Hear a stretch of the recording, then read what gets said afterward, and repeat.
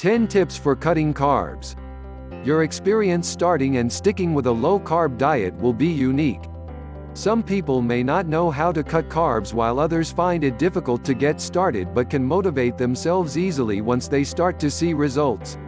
Some start off strong but find it difficult to stick with their diet if they run into challenges along the way or don't get results immediately. You may not see and feel the benefits of a low-carb diet until you've hit your body's proper and particular carb level. That's not to say you won't start noticing a difference in how your body looks, feels, and moves as you begin eating low-carb. You just have to figure out what you need to feel good about your plan and stick with it long-term. Here are 10 tips on how to cut carbs, face low-carb diet challenges, and stay motivated as you work toward reaching your goals. Hydrate. Staying hydrated is one of the best ways you can care for your whole body. While you'll definitely need to avoid dehydration if you're exercising regularly, even mild dehydration can affect everything from your skin to gut health. Proper hydration is vital to promoting regular digestion. Since low-carb diets can cause constipation, making sure you're getting enough fluid each day is essential. Water should be your go-to choice for hydration. In addition to the potential for negative effects of sugar on your health, sweetened drinks usually offer very little, if any, nutritional value. Avoiding sugary beverages like soda and energy drinks is especially important if you're trying to cut carbs. Choosing water will also help you avoid adding extra calories either from the beverage itself or overeating later. When you reach for a sweet drink instead of a meal or snack when you're truly hungry, you're not likely to feel satisfied and may fill up on empty calories. 100 calories of apple juice will leave you hungrier than 100 calories of an actual apple. Eat your veggies when you first start a low-carb diet. One of the food groups you're likely to stock up and fill up on is non-starchy vegetables, like greens, sprouts, cauliflower, avocado, and mushrooms. Not all vegetables are created equal on a low-carb diet, though. Limit veggies high in starch, like potatoes and corn, which are best enjoyed with small portions and in moderation.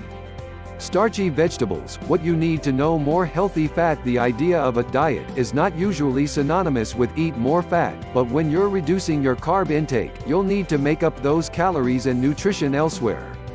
One of the most satisfying and nutritional ways is to add healthy fats. Diet goals aside, your body needs enough fat to function properly. Eating a diet that includes plenty of healthy fat is important to your overall health.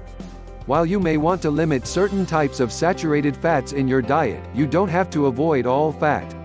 Focus on including fat from olive oil, nuts, avocado, fatty fish, and flax seeds. Pack protein as you're adjusting your carb and fat intake. Don't forget about protein. Protein-rich foods will help keep you full and also offer many additional health benefits. Many sources of protein are also rich in amino acids, antioxidants, and other essential nutrients, such as eggs, Greek yogurt, nuts and seeds, legumes, beans and lentils, soy protein, tofu, and tempeh. Lean meats, such as fish and chicken. Whether you experiment with adding more or change up your sources, the National Academy of Science recommends up to 35% of your daily diet come from protein. How to calculate how much protein you need. Your individual protein needs will also depend on how active you are, your muscle mass, and your individual metabolism.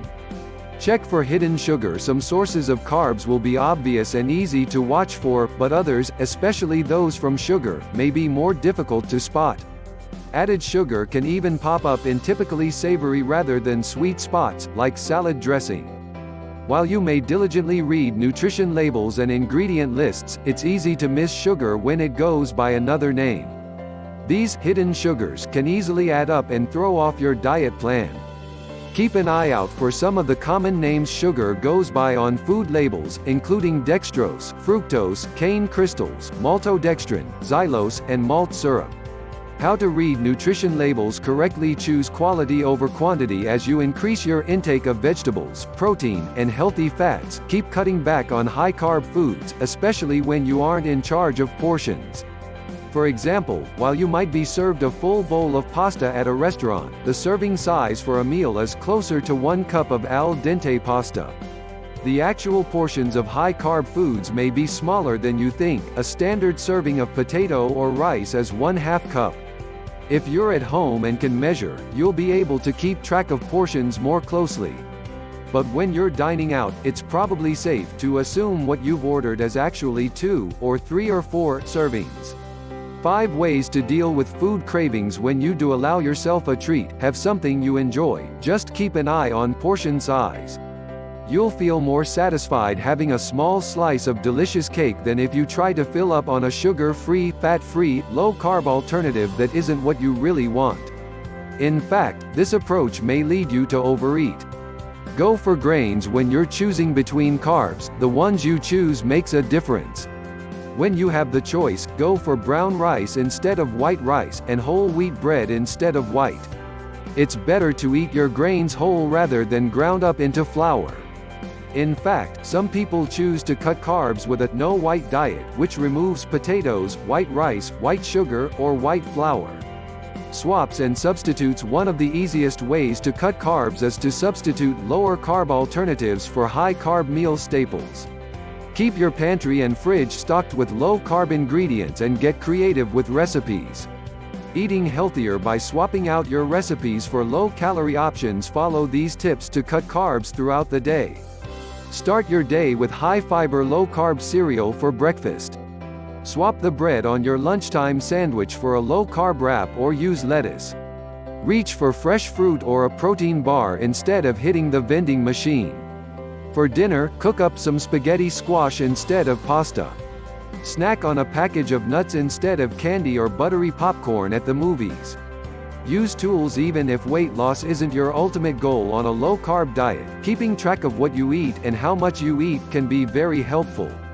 Guessing or estimating portion sizes or nutrition information can easily get you off track.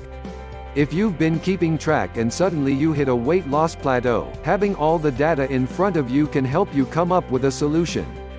If you're already counting calories, many apps and tools let you track your macronutrients as well. Keeping track of how your calories each day are divided up into fat, protein, and carbohydrate can help direct your food choices. The right way to use your diet app for weight loss. Find support. Change, even when it's a positive step, is not always easy.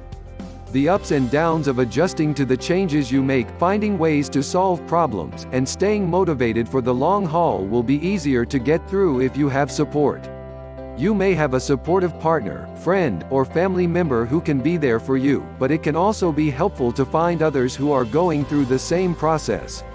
Ask your doctor about local support groups for diet and weight loss, especially if you have a chronic health condition like diabetes. Your local gym or fitness center may offer classes as well. 5 things everyone should know about nutrition. Many online groups or forums exist, and some of them even let you link up your fitness app, activity tracker, or calorie counter with others for day-to-day support, and maybe a little healthy competition.